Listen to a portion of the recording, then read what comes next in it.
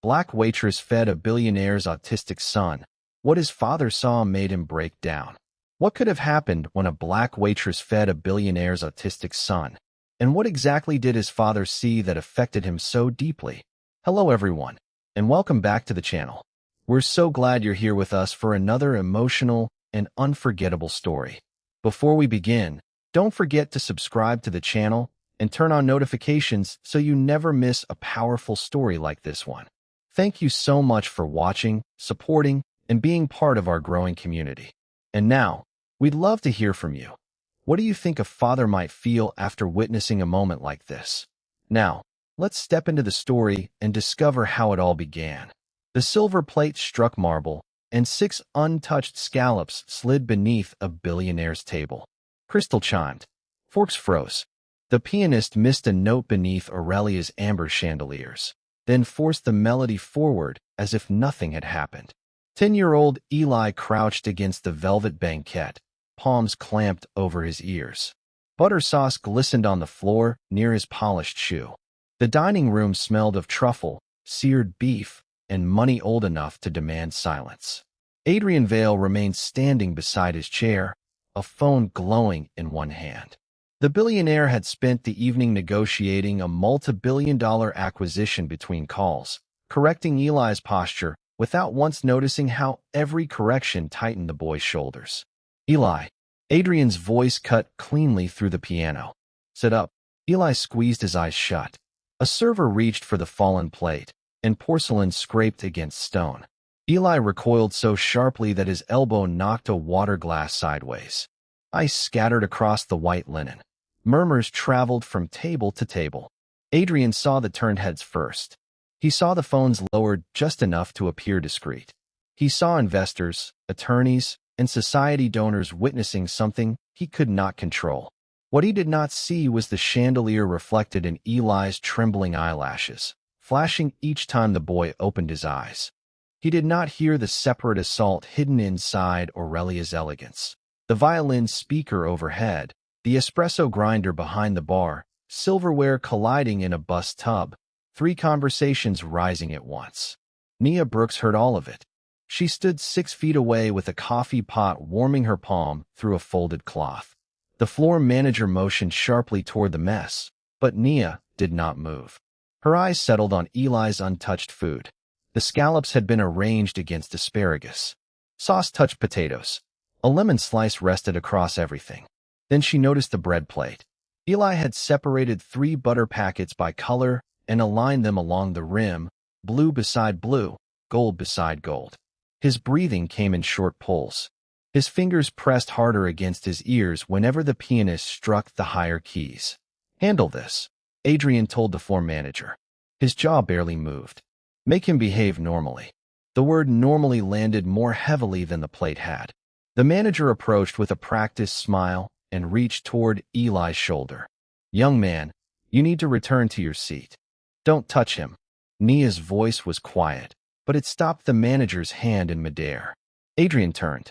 For the first time, he looked directly at the black waitress holding the coffee pot. Her uniform was immaculate, her name tag catching a blade of gold light.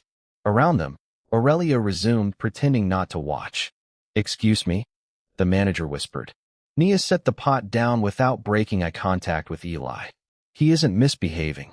Another sharp piano note rang out. Eli folded tighter, forehead nearly against his knees. He's overwhelmed, she said. The lights, the noise, the food touching, everything is reaching him at once.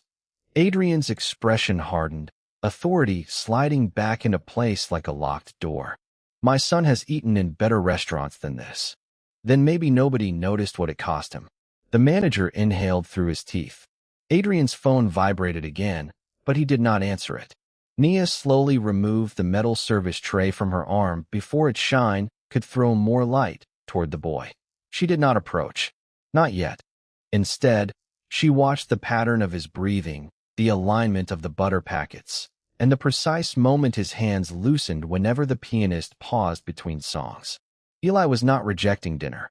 He was searching for one safe thing in a room that offered him none. Nia stepped toward the piano. The manager caught her wrist with 2 fingers. One more disruption, he warned, and you're done. Across the room, the final chord faded.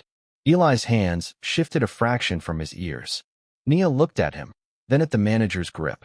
She had only seconds to choose which rule mattered more. The manager's fingers tightened as a cold draft slipped through Aurelia's brass-framed doors. Above the dining room, amber light fractured across crystal glasses, while the pianist lifted his hands for another song. "Let go," Nia said. Not loudly. The manager released her wrist because several nearby guests had begun watching. Nia used that opening not to approach Eli, but to change the room around him. She signaled the pianist to wait. She dimmed the small lamp aimed at the table, turned a polished champagne bucket so its curved surface stopped flashing in Eli's eyes, and asked a busser to remove the clattering silverware. One sound vanished, then another. Adrian remained beside his chair, his phone dark in his palm. "What are you doing?" Giving him less to fight. Nia lowered herself several feet from Eli, leaving open space between them. The marble felt cold through her uniform, and roasted garlic hung heavily in the suddenly quiet air. She kept her eyes on the carpet rather than demanding his. Eli still covered his ears, but his elbows were no longer locked. On the floor beside him lay 4 butter packets, their foil wrappers gleaming beneath the table. 2 gold, 1 blue, 1 green. Nia noticed that he had arranged them by color. A white napkin had been folded into a narrow strip and placed parallel to the blue packet. She reached toward another napkin, then stopped before touching it. Eli's fingers twitched. Nia withdrew her hand. "Your order," she murmured. "Not mine." His breathing remained fast, but he moved the green packet half an inch until its edge aligned with the others. Adrian glanced at the untouched food, then at the packets. He had spent thousands of dollars on specialists, private dining rooms, and carefully prepared meals. Yet he had not seen the small system his son was building beneath the table. Nia tapped one finger softly against the carpet. Tap. Pause. Tap tap. Eli did not look at her. That was not the permission she needed. She waited through the hiss of an espresso machine and the faint rattle of ice behind the bar, then repeated the pattern. Tap. Pause. Tap tap. Eli's right hand shifted away from his ear. His fingertip touched the blue butter packet. Once. Nia answered with 1 tap. A tiny exchange. No command. No test. The manager stepped forward. "That is enough. Get off the floor." Adrian lifted one hand, blocking him without taking his gaze from Eli. It was the first decision he had made that evening without checking who might be watching. "Wait." The manager froze. Eli moved the blue packet closer to Nia. Then he tapped the marble twice. Nia mirrored him, slower this time. His left hand came down. Both ears were uncovered. The dining room did not erupt in applause. No one dared breathe loudly enough for that. Eli raised his face, not toward his father, and not toward the guests holding their phones, but toward the woman who had asked before entering his world. His eyes rested near Nia's shoulder. "Blue stays separate," he whispered. "Blue stays separate," Nia agreed. His gaze dropped to the divided shape of the folded napkin. Then, with one careful finger, he pointed toward the dinner table. "Food too." Nia saw the empty saucer, the touching portions, and the silver plate reflecting the chandelier above. She understood exactly what he was asking for. The manager understood only that she was about to violate another rule. He leaned close enough for his warning to cut through the quiet. "Sit on this floor and serve him your way, Brooks, and you lose this job." Nia untied the clean service cloth from her waist and spread it beside Eli. "Bring me 3 small plates." 3 small porcelain plates clicked onto the service tray, their white surfaces catching none of the chandelier's harsh silver glare. Steam curled from the roasted chicken, carrying rosemary and warm butter through the cooler air near the floor. Nia moved the tray away from Eli before lifting anything from it. "Nothing touches," she said softly. "You choose what comes closer." The floor manager blocked her path, one polished shoe planted beside the service cloth. "Last warning, Brooks." His voice was low, but nearby forks stopped scraping. Nia removed her gold Aurelia name pin and placed it on the table. The metal struck the marble with a clean, final sound. Then she carried the food past him. On the first plate, She set 3 plain slices of chicken with space between them. The second held 4 roasted potatoes, their crisp edges kept clear of every other flavor. A single piece of asparagus went onto the third. No sauce, no garnish, no silver cover reflecting Eli's face back at him. She lowered herself onto the cloth, smoothing her black uniform skirt beneath her knees. Eli washed her hands from behind the shelter of the chair.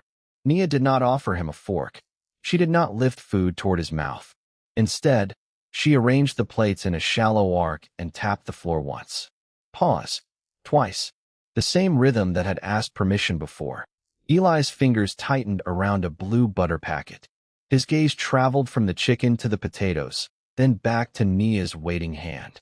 Which one is safe? She asked. Eli pointed to the potatoes. Nia slid that plate forward only 2 inches. Porcelain whispered against the service cloth. Closer. One tap came from beneath the chair. She moved it another inch. Adrian remained beside the table, but the commanding voice he used in boardrooms did not appear. His phone vibrated against the linen. He silenced it without looking at the screen. This choice belonged to Eli, and for once, his father did not seize it from him. The boy extended one hand, then stopped.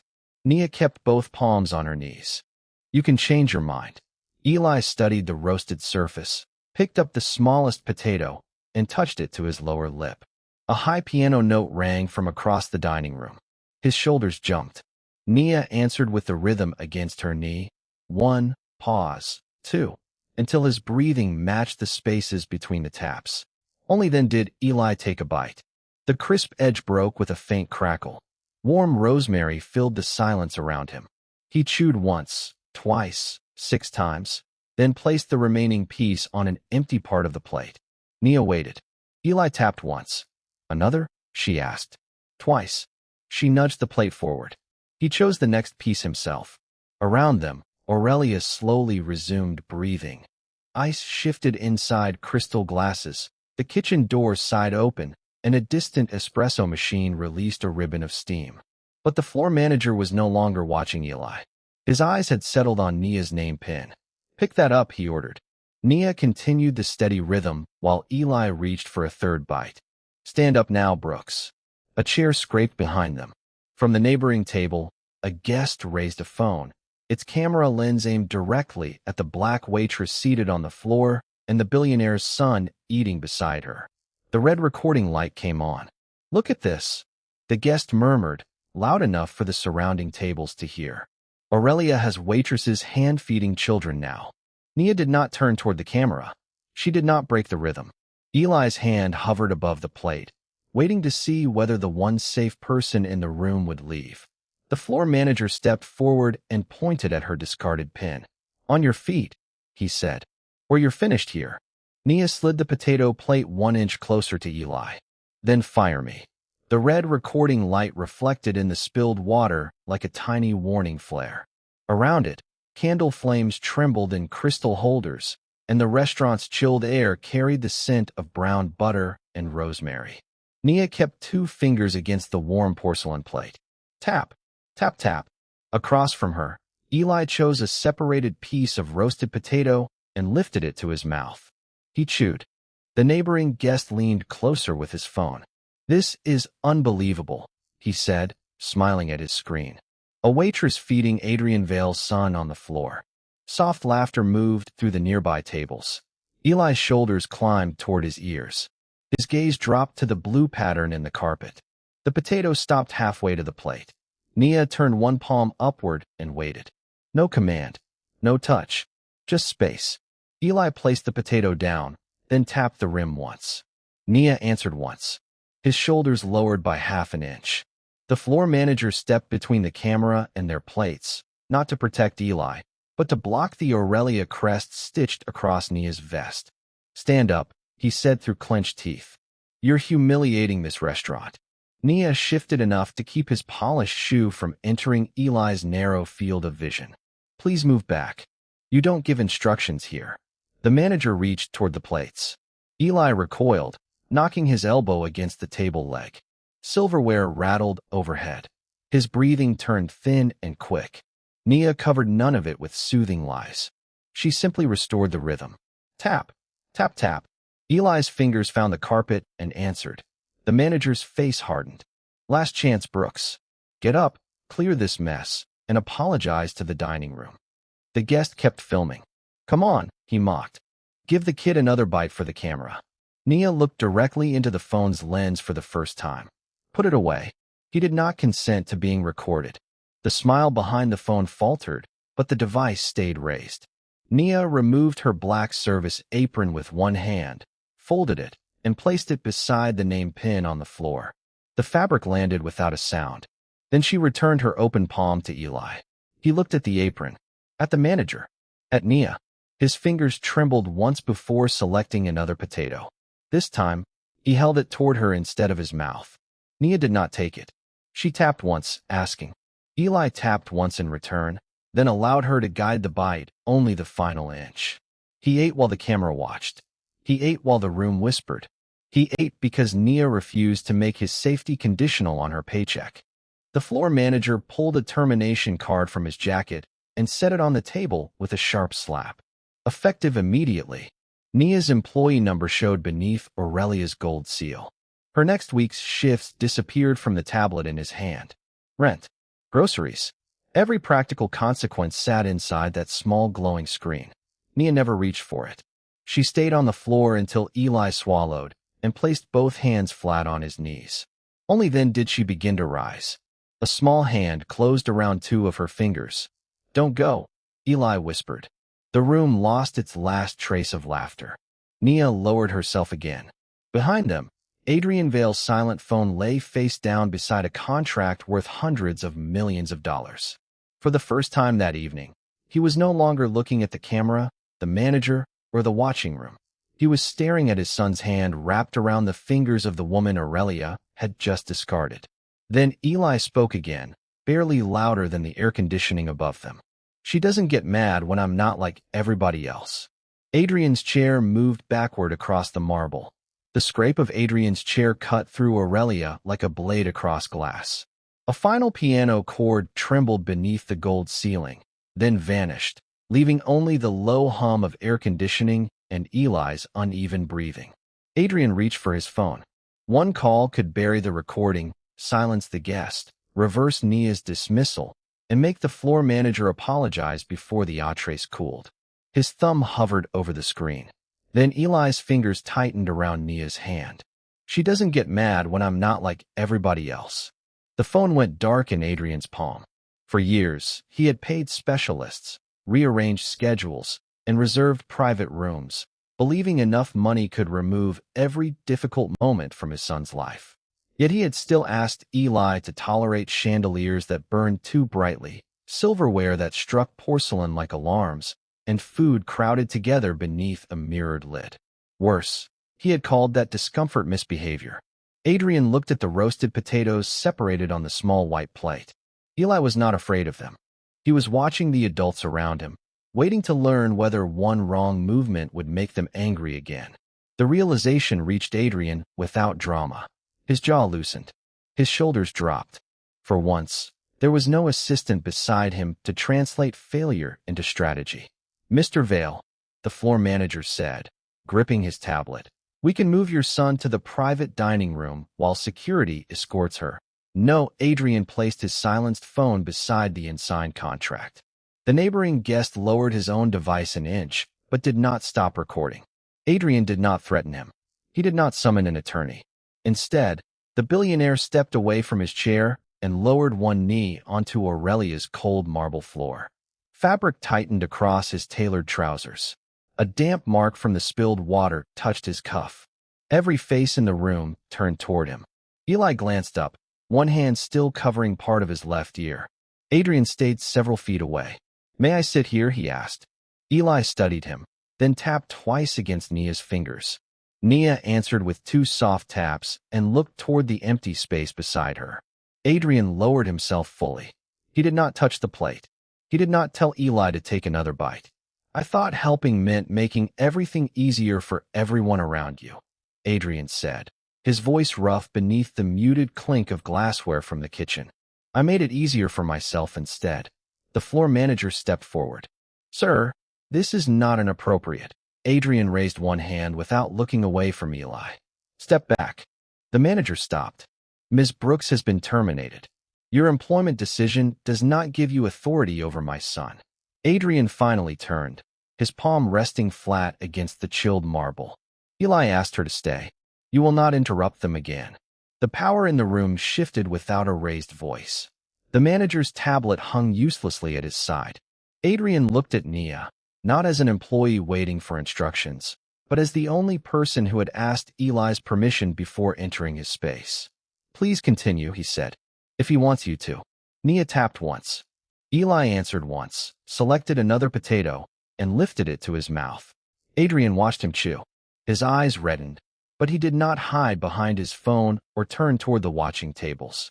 Then his gaze fell on the worn, divided lunchbox partly visible inside Nia's open work bag. One corner had been repaired with faded blue tape. You knew exactly what he needed, Adrian said quietly. Who taught you? Nia's hand stopped above the plate. For the first time that night, the silence belonged to her. A single piano note trembled above the clink of silverware, then dissolved into the warm amber light. The divided lunchbox rested inside Nia's open bag, its faded blue tape dull against the polished marble. Nia drew it out carefully and placed it beside Eli's 3 small plates. My brother taught me, she said. Her thumb traced the repaired corner. His name was Micah. Eli stopped with half a roasted potato between his fingers. Adrian remained on the floor, his phone dark beside his knee. He did not fill the silence. Years earlier, Nia explained, Micah had needed his food separated, the soft from the crisp, the warm from the cold. Their mother worked double shifts, so Nia packed his lunches each morning in that box. Chicken in one compartment, apple slices in another. Nothing touching. He wasn't trying to be difficult, she said. He was trying to stay steady. The citrus scent of table polish mixed with roasted rosemary as Eli leaned closer to inspect the blue tape. Nia tapped once beside the potato plate. He answered once, then ate. Micah's school had not offered him that patience. Teachers called him defiant when fluorescent lights overwhelmed him.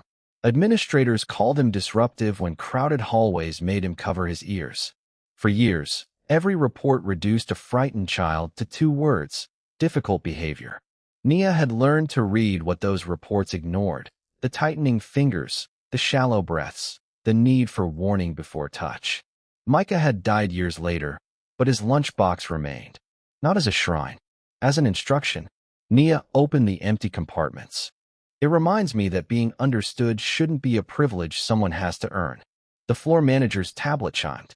Its cold blue glow cut across his face as he tapped the screen, avoiding Adrian's eyes. Your termination has been processed, he said. Effective immediately. Building access ends tonight. This time there was no threat to resist. Her shifts were gone. Her next paycheck would be short. The rent, groceries, and every ordinary bill waiting beyond Aurelia's gold doors had just become heavier. Nia closed the lunchbox, slipped it into her bag, and rose only after Eli finished the piece in his hand. She left the potato plate within his reach. Adrian stood with her.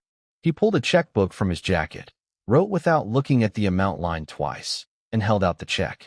This will cover whatever they took from you. Nia looked at the paper but did not touch it. You asked who taught me, she said. He did. Losing him taught me the rest. She folded her apron over the back of an empty chair. The fabric landed with a soft whisper. If I take that, tonight becomes a service you purchased. Adrian's hand lowered by an inch. That isn't what I mean. I know. Nia zipped her bag. But intention and impact aren't always the same thing. Eli knows that better than anyone. She crouched once more and held out 2 fingers. Eli wrapped his hand around them. Are you coming back? He asked. Nia waited until he released her on his own. Not as their waitress. She walked toward Aurelia's glass doors without the check, without her apron, and without turning her sacrifice into something a billionaire could erase. Behind her, the manager's tablet chimed again. Adrian tore the unsigned check in half. Then Eli reached into his backpack, pulled out 2 folded drawings, and placed them in front of his father. You need to see where you were, he said. The first drawing opened with the dry crackle of paper against marble. Warm chandelier light spilled across blue crayon, while the scent of truffle butter lingered over Eli's cooling plate. Adrian flattened the page with both palms. In the picture, a small boy sat behind a wall of gray vertical lines. The lines rose from the bottom edge to the top, too straight to be rain, too dense to be a window. Outside them stood tables, yellow lights, and faceless people drawn with open mouths. Adrian recognized himself immediately. Eli had colored him in a black suit and placed a phone against his ear. His body faced away from the boy behind the glass. "That's me," Adrian said. Eli tapped once beside his plate. "That's where you were." The neighboring guest still held up a recording device, but its bright screen now seemed indecent in the hush. Even the floor manager stopped touching his tablet. Adrian studied the space between his crayon figure and Eli's. It was only 4 inches of paper. It looked like a continent. "I was at the table," Adrian said, more quietly. Eli shook his head. The motion was small but certain. "Your chair was." A ventilation grate breathed cool air across the floor. Somewhere near the kitchen, silverware struck a tray and was immediately silenced. Adrian turned the drawing toward the chandelier, as if better light might offer him a kinder version of what his son had made. It did not. The gray wall remained. So did the phone. So did the turn back. His gaze moved to the second folded sheet. "May I?" Eli slid it forward. This page carried the same tables and the same yellow lights, but the gray barrier had changed. A rectangle had been cut into it with green crayon. Nia sat on the other side, her dark uniform rendered in heavy strokes, Micah's divided lunchbox beside her. 2 fingers reached through the opening. Eli's hand met them from within. Adrian touched the green outline. "Is this a door?" she asked first. Eli said, "She didn't pull me through." His words landed without accusation. That made them heavier. Adrian looked toward Aurelia's glass entrance. Beyond it, Nia's silhouette passed beneath the gold awning and disappeared into the cold city light. No check in her hand, no apron on her shoulders. Nothing taken from him except the lie that providing everything meant understanding anything. "What did she give you?" Adrian asked. Eli considered the question, then placed one fingertip on the small blue figure inside the drawing. "A way out that didn't make me wrong." Adrian's mouth opened, but no answer came. His phone vibrated against the table, rattling beside the torn halves of the check. The screen flashed with the name of the investor waiting for him upstairs. He turned it face down. Then Eli pointed to the black-suited figure in the first drawing. "You always tell people what I need before I can." Adrian drew a slow breath through his nose. The chilled marble pressed through the knees of his trousers, and for once he did not rise above the discomfort. "I thought speaking for you was protecting you. It makes me disappear." Adrian's fingers tightened around the edges of the paper. Tears struck the gray crayon wall one at a time, darkening it in uneven circles. He did not wipe them away. He did not reach for his phone. He bowed until his forehead nearly touched the image of the child he had been sitting beside but had never truly seen. Eli watched him, then moved the second drawing over the first, placing the green door directly above Adrian's turned back. "You can turn around," he said. Adrian lifted his face. His eyes were red, his voice stripped of the polished certainty that had controlled boardrooms and dining rooms alike. "Will you show me how?" Eli picked up the torn check, set both useless halves in his father's palm, and closed Adrian's fingers over them. "First," he said, "you have to ask her." The phone vibrated again. This time Adrian switched it off, rose from the marble, and looked toward the doors through which Nia had vanished. For the first time that evening, the decision before him could not be delegated, purchased, or commanded. It required him to leave the room he owned and approach the woman he had failed to hear without deciding her answer for her. Cold air rushed through Aurelia's brass-framed doors, carrying the wet hiss of tires from the Manhattan street and swallowing the restaurant's muted jazz. Near the curb, Nia stood beneath the gold awning with Micah's divided lunchbox pressed against her coat. Adrian stopped several feet behind her. He did not reach for her. He did not call her back. Instead, he took out his phone and called the board waiting upstairs for a signature worth hundreds of millions. "Cancel the signing," he said. A voice burst through the speaker, warning about penalties, investors, and months of negotiations. Adrian watched rain collect along the awning's edge. Then we absorbed the penalties. He ended the call before certainty could become another hiding place. Inside, crystal glasses trembled as the dining room speakers went silent. Adrian returned to the center of Aurelia, with Nia remaining near the open doors and Eli watching from beside his separated plate. The neighboring guest still held up a recording device. Adrian faced it. Keep recording. The floor manager's tablet glowed against his stiff black jacket. Mr. Vale, we can handle this privately. Privacy is how I kept calling my son's needs a problem. Adrian's voice carried past the white tablecloths and cooling plates. Tonight, I ordered strangers to make Eli appear normal because his distress embarrassed me. Ms. Brooks understood him. I tried to control the room instead of listening to my child. His next words cost more than the canceled deal. They stripped away the image he had spent years polishing. I was wrong. Eli's fingers stopped above the table. Adrian turned toward the floor manager. Vale Holdings' hospitality agreement with Aurelia ends tonight. The manager tightened his grip on the tablet. Adrian did not bargain over termination fees or soften the decision. He instructed his legal team to preserve the recording, ensure Nia's termination record could not be misrepresented, and document the reason for ending the contract. Then he walked back beneath the awning alone. Rain rattled against the metal overhead, and cold mist darkened the shoulders of his suit. Nia's thumb rested over the faded latch of Micah's lunchbox. If this is another check, she said, save the paper. Adrian placed nothing in her hands. Eli needs places where eating differently isn't treated like failure. Other children do too. A bus groaned through the intersection, washing amber light across the wet pavement. I want to fund a sensory dining center, he continued. Separated kitchens, adjustable lighting, quiet rooms, staff trained to ask before touching, speaking, or helping. Nia's gaze sharpened. And whose name goes on it? Not mine. Who chooses the staff? You. Who decides what families need? The families, with you designing the process. Adrian swallowed. You would have full authority. Independent oversight. No position at my company. No publicity requirement. And if you say no, the funding offer ends here. I will not build your idea without you. The torn check remained in his closed fist, growing damp at the edges. Nia looked through the doors at Eli. He had left his chair and now stood just inside Aurelia, one hand against the brass frame, waiting without being pulled forward. Adrian stepped aside, clearing the space between them. Nia opened Micah's lunchbox. The worn hinges gave a small metallic click. I won't answer for Eli, she said. And I won't answer tonight. Adrian nodded once.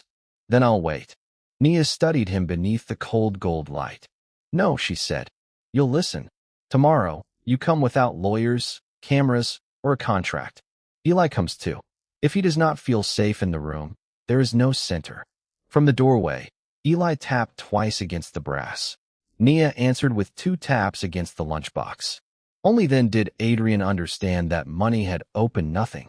The next door belonged to his son. Morning light lay pale across the small community kitchen, warming the maple table while a refrigerator hummed beneath the soft click of Micah's divided lunchbox. No chandeliers. No piano. No silver plates touching. Nia had chosen the room because nothing inside it demanded attention. Eli entered first, wearing blue headphones and carrying 2 paper bags. Adrian followed without an assistant, a lawyer, or even his phone. Only a coffee stain marked the cuff of his plain white shirt. Nia pointed to 3 cards on the table. Quiet, break, and stop. Anyone can use them, she said. Adrian reached for a chair. Eli tapped twice on the tabletop. His father stopped. Too close. Eli slid the chair 3 feet away. Adrian moved it there without argument. Nia opened the first bag and found crackers, apple slices, and chicken packed in separate containers. The second held yogurt, toast, and a banana. Dad let me choose, Eli said. Nia placed Micah's lunchbox between them, but kept its lid closed. Then you decide how this meal works. Eli arranged the food by texture. Crisp on the left. Soft on the right. Nothing touched. When Adrian began peeling the banana, Eli raised the stop card. The peel froze halfway down. Ask first, Eli said. Adrian set it back. May I help? Eli considered the question, then pushed the banana toward him. Nia did not feed the first bite. She did not need to. Eli broke a cracker in two and placed half beside his father's empty napkin. You eat too. Adrian lifted it, but his hand trembled hard enough to scatter crumbs across the wood. At Aurelia, he said, I saw you hold Nia's fingers because you trusted her. I broke down because I finally understood what I had made you carry alone. The refrigerator motor clicked off.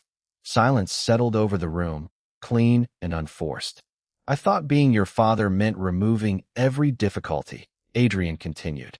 So I removed your choices instead. Eli looked toward Nia. She answered with two light taps, not permission, only presence. The choice remained his. Eli pushed the toast toward Adrian. Cut it into squares, not triangles. Adrian obeyed. One square was uneven.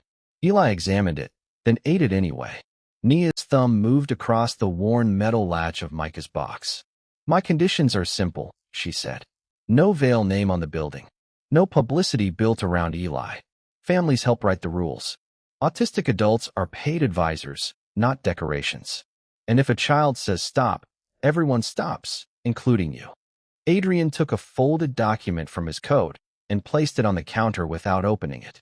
The funding is irrevocable. Your authority is independent. My access is the same as any parent's. Nia left the papers untouched. And if I walk away, the money remains available for whoever the advisory board chooses. I don't get control back. Only then did she open Micah's lunchbox. Its scratched compartments caught the sunlight, no longer a relic hidden beneath an apron, but the first practical model for a room built around dignity. Eli transferred one apple slice into it, then another. Finally, he held out a third toward Nia. She accepted it and sat across from him rather than beside him. This meal needed no rescue. It needed consent, patience, and 3 people willing to learn new places at the table. Adrian reached toward the yogurt, paused, and asked. Eli nodded. Spoon against glass. A faint smell of toast. 2 taps answered by 2 taps. When the meal ended, Eli wrote his first rule beneath the 3 cards in careful blue letters. Nothing about U.S. without U.S. Adrian read it aloud, signed his name beneath it, and handed the pen back to his son. The billionaire had offered to build the room, but the boy he once tried to correct had just written its foundation, and the waitress who fed him had taught his father that love begins by listening.